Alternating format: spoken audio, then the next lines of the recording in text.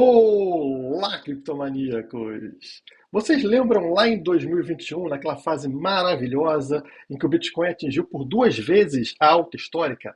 Um primeiro pico nos 65 mil dólares e um segundo pico nos 69 mil dólares. Topo duplo. E o que aconteceu após a formação do topo duplo? Sim, essa queda absurda que levou o Bitcoin até os 17 mil dólares. Agora, inverta esse gráfico ao contrário. O que você obtém? Fundo duplo, né? Seriam dois fundos e depois uma subida muito forte. E é exatamente o que a gente está passando nesse momento. O Bitcoin em junho atingiu a região dos 17 mil dólares, mas sem o pavio, ele atingiu a zona dos 19 mil dólares, e nesse momento agora ele também voltou a atingir esse patamar dos 19 mil dólares, formando, portanto, um fundo duplo. O que será que isso significa para o preço? Você vai descobrir logo após a vinheta.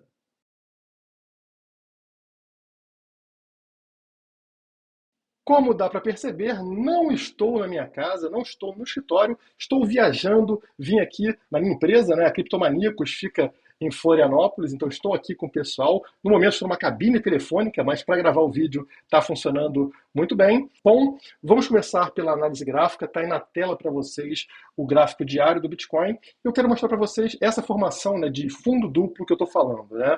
Então vocês percebem que a partir desse momento aqui, em junho, o Bitcoin sai da região dos 31 mil dólares e desaba até a região dos 19 mil dólares. Eu estou desconsiderando esse pavio que levou até os 17 mil dólares. Isso aqui é um medo excessivo, né? Cria esse pavio e o preço fecha o dia na região dos 19 mil dólares. A partir daqui, a gente tem essa subida de preço que leva o preço até os 24.500, também desconsiderando o pavio, né? Então, vem até os 24.500 e a partir daqui o preço desaba até chegar novamente, como vocês podem notar aqui, agora, né, nessa semana, nos 19.500 dólares. Voltamos para baixo dos 20 mil dólares. Portanto, duas vezes encontramos aqui, né, essa região dos 19 mil dólares. Esse é o gráfico diário, por isso que aparecem várias entradas. Se você pegar um gráfico aqui um pouco mais longo, como por exemplo o gráfico de 3 dias, deixa eu ver se eu encontro aqui, 3 dias, vocês vão ver esse fundo sendo formado mais próximo do que eu falo para vocês, né? Vamos tirar aqui as setas para não confundir na imagem, e vocês vão perceber justamente o que eu estou falando, né? Uma entrada nessa região aqui dos 19 mil dólares, e agora a gente voltou para a mesma zona dos 19 mil dólares. Então, temos aqui um fundo duplo. E por que isso é importante? Né? Nem toda queda é negativa. Às vezes a gente precisa de uma queda para acontecer uma reversão de preço. Então, vamos primeiro entender o que é um fundo duplo. A gente tem aqui uma página explicando. Fundo duplo, saiba como identificar e tirar proveito. E aqui ela explica que é um padrão gráfico ou uma figura de reversão que sinaliza a mudança de uma tendência de baixa para alta. Geralmente, o fundo duplo é formado por dois fundos consecutivos que são separados entre si por um topo, formando, portanto, um W. Olha aqui, exatamente o que a gente viu no gráfico ali de 3 dias, né? Então, cai aqui ó, o preço, ele encontra o fundo, no nosso caso foi dos 19 mil dólares, subiu, encontrou um topo, no nosso caso foi os 24.500 dólares, voltou a cair e encontramos mais uma vez o fundo dos 19 mil dólares. Esse é o nosso suporte. A partir daqui a gente volta a subir, encontra resistência novamente nos 24.500 dólares, e é aqui que existe a confirmação deste padrão gráfico, porque o rompimento dessa resistência dos 24.500, ou seja, esse topo aqui, esse meio do caminho, né, do W, significa que foi confirmada a tendência de alta e aí o preço dispara. E dispara até onde? Até este topo aqui, ó, que no nosso caso foi os 31 mil dólares, onde começou a queda do Bitcoin lá no mês de junho. Portanto, estamos aqui nesta tendência, né, após encontrar esses 19 mil dólares, voltamos a subir um pouquinho, estamos agora nos 20.200 dólares, portanto ainda não tem uma confirmação, ainda existe um risco de romper esse suporte, esse fundo aqui dos 19 mil dólares, mas por enquanto, e conforme a tendência que eu espero também, a gente começa uma pequena recuperação e eu espero que ela continue em direção a essa resistência aqui em cima. Como essa matéria explica, potencial preço de fundo duplo do Bitcoin pode desencadear alta do BTC para 30 mil dólares, apesar do medo extremo. E medo extremo também não é negativo. A reversão acontece justamente em medo extremo, tá? O fundo do poço acontece em medo extremo. Então faz muito sentido o fundo duplo estar acontecendo em paralelo a uma zona de medo extremo. E se vocês olharem aqui essa matéria, ela vai explicar justamente o W, né? Tá aqui o W, ou seja, a formação desse fundo duplo, 2 pontos aqui no suporte, que no nosso caso é o 19 mil dólares, e essa zona de breakout aqui, de rompimento, que é a resistência deste topo do W lá nos 24.500, 25 mil dólares. Rompendo aqui, a gente vai bater lá nos 31 mil dólares. Fica aí a oportunidade para você que está esperando uma entrada no mercado, né? Fiquem ligados nesse padrão, tá, de fundo duplo, nesse W que a gente está vendo a formação acontecer no preço, porque pode dar uma grande oportunidade para vocês. Eles mostram aqui exatamente o que eu apresentei para vocês anteriormente. E, além disso tudo, né, a gente tem algumas análises aqui mostrando outras similaridades com períodos no passado, onde também tivemos fundo duplo. Por exemplo, esse perfil fala que, no caso de 2015, 2019 e 2022, nós tivemos correções acima de 70%, ou seja, correções muito pesadas para o Bitcoin, o preço desabou mais de 70%, e também o RSI abaixo de 30%. Então só aconteceu 3 vezes na história do Bitcoin, justamente nessas 3 vezes, e tudo isso com um fundo duplo. Então, olha aqui o gráfico que ele está explicando, né? Nós temos aqui, 2015, uma queda de 86%, gerando um fundo duplo e, a partir daí, uma subida de preço. 2019, uma queda de 84%, gerando aqui um fundo duplo e uma subida de preço. 2022, uma queda de 74%, também formando aqui esse fundo duplo. E agora a gente está na expectativa de, assim como nos ciclos anteriores, uma subida de preço. E olha aqui embaixo o RSI, mesma coisa, tá? Vocês percebem que em todos esses cenários, e as únicas 3 vezes na história, o RSI entrou para baixo de 30. Então entrou em 2015, entrou em 2019 e entrou agora também em 2022. Então, tudo muito similar com relação aos ciclos, reforçando essa tendência que a gente tem do preço subir, que é a minha aposta, apesar do mercado estar muito negativo, né, com muito medo. Aqui um outro gráfico também mostrando um padrão de RSI, que é um padrão de 1 a 7, como ele está mostrando nesse gráfico. Notem aqui, esse é o ciclo 2014 a 2018, e vocês notam que a gente passou por toda essa zona de bear market, ou seja, de inverno cripto, né? O Bitcoin desabando da alta histórica de dezembro de 2013 até encontrar um fundo. E olha como o RSI age ao longo dessa queda. Então tem 7 marcações. Um aqui no fundo, faz um pico no 2, cai para o 3, faz um pico no 4, cai para o 5, faz um pico mais baixo no 6 e finalmente faz o fundo do RSI no 7. A partir daqui ele volta a subir e assim também a gente finaliza o ciclo de baixa e inicia um ciclo de alta. Olhem agora para o nosso ciclo atual, né? A gente teve a alta histórica lá em 2021 e a partir de lá vem tendo essa queda, esse bear market atual. E olha o RSI formando a mesma configuração, o mesmo padrão do ciclo anterior. 1 embaixo, 2 ao pico, e aí formando topos e fundos cada vez mais baixos, até encontrar o 7, como eu falei, abaixo de 30 de RSI, fundo do poço e tendência de reversão, entrada num próximo ciclo de alta. E para fechar essa análise gráfica para vocês, eu vou trazer de volta o meu gráfico semanal, onde eu marquei recentemente essas linhas aqui se cruzando. Que linhas são essas, Guilherme? Essas são as linhas das médias móveis de 50 e de 100 semanas. Ou, resumindo, a média móvel de 1 ano e a média móvel de 2 anos. E o que eu apresentei para vocês em vídeos anteriores foi essa marcação aqui na vertical, na cor verde, que representa o cruzamento da média móvel de 1 ano, né, de 50, para baixo da média móvel de 2 anos, a de 100.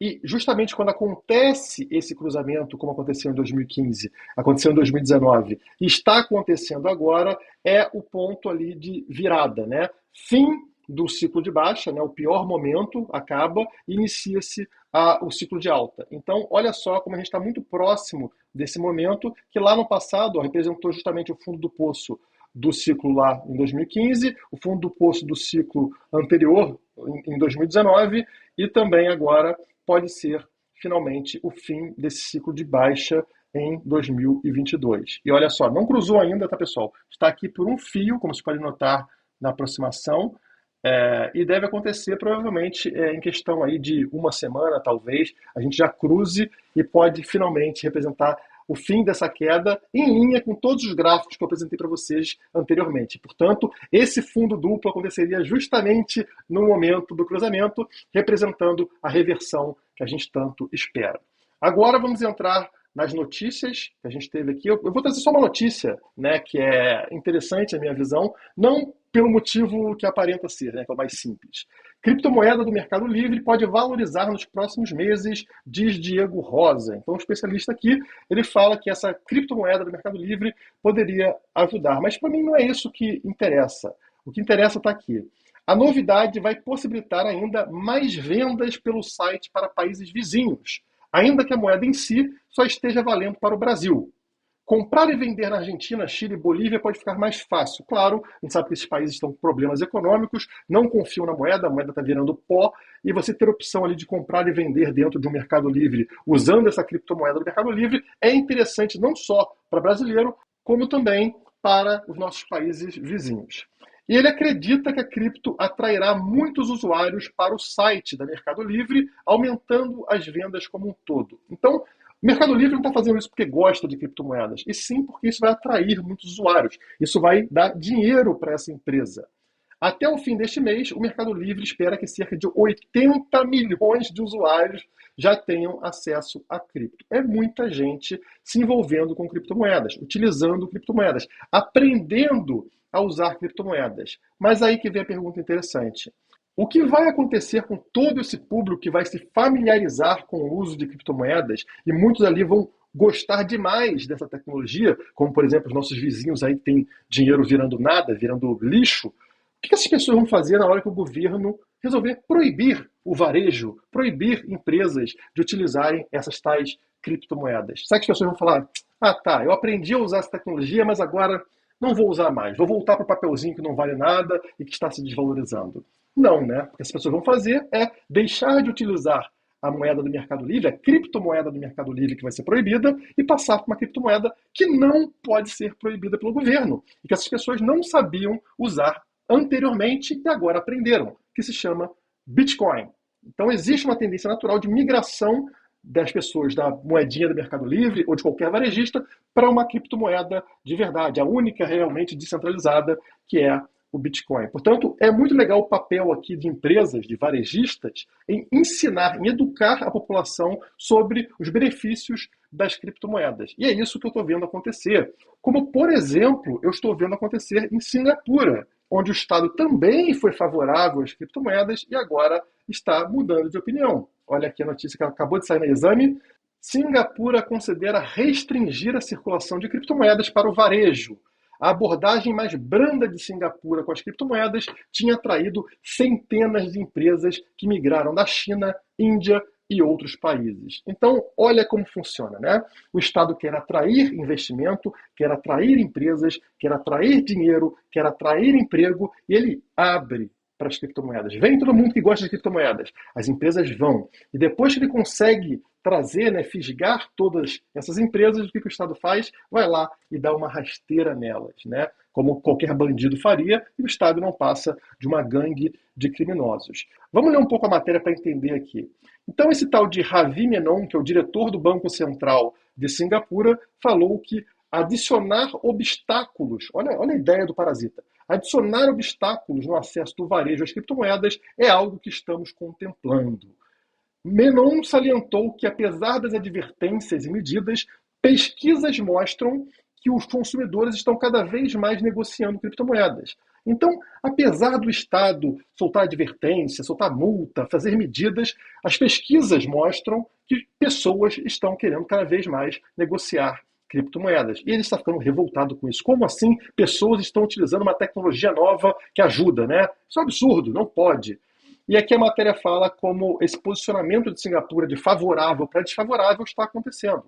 Ela era famosa por uma abordagem mais branda em relação às criptomoedas do que os países vizinhos. E por isso atraía grandes empresas para lá. Isso ajudou a cidade-estado asiática a se tornar um importante centro financeiro de ativos digitais, com centenas de empresas relacionadas no setor que se deslocaram para Singapura, vindo da China, Índia e outros países da região. Nós estamos falando aqui, por exemplo, as maiores exchanges do mundo, como Binance, Gemini, Coinbase, Crypto.com, que é patrocinadora do canal aqui. Você que não tem cartão da Crypto.com, pegue o seu cartão, o link está na descrição, e que já solicitaram autorizações para operar em Singapura, atraídas pelo quê?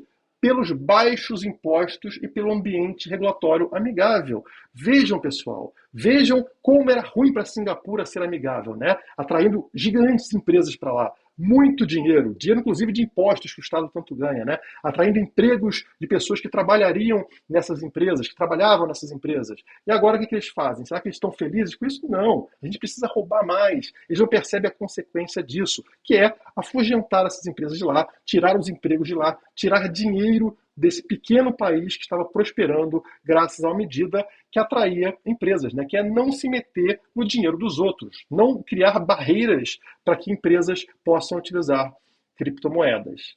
E é isso que vai acontecer eventualmente também aqui no Brasil, porque o Brasil não é conhecido como um país que tem regras amigáveis, poucos impostos, não, né? Então, o Mercado Livre, lá que está feliz com a sua criptomoeda, vai atrair milhões de consumidores, milhões de pessoas utilizando a plataforma, estão felizes em utilizar criptomoedas, mas aí isso vai dar raiva no Estado, nos políticos. Como assim as pessoas estão felizes e prosperando sem que a gente abocanhe metade disso? O governo vai proibir, vai criar barreiras, e essas pessoas, não se enganem, elas não vão voltar para o passado. Elas não vão abandonar o computador para voltar para a máquina de escrever. Elas não vão abandonar o carro para voltar para a carroça. E elas não vão abandonar criptomoedas para voltar para o papelzinho colorido. Elas simplesmente vão utilizar algo que não possa ser parado pelo Estado, como, por exemplo, aconteceu com o MP3. O Estado proibia você aí de enviar e baixar música gratuitamente. E o que aconteceu? Nada. As pessoas simplesmente foram lá para o torrent, foram para alguma forma tecnológica onde o Estado não pudesse colocar sua mão, e atualmente a gente baixa aí música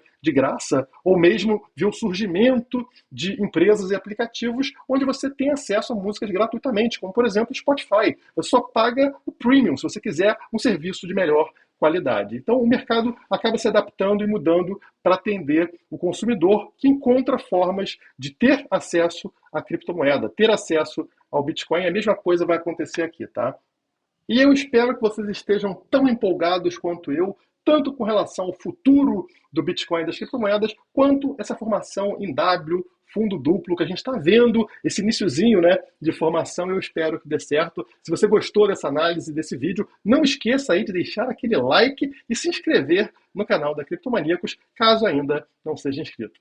Por hoje é só, muito obrigado e até a próxima!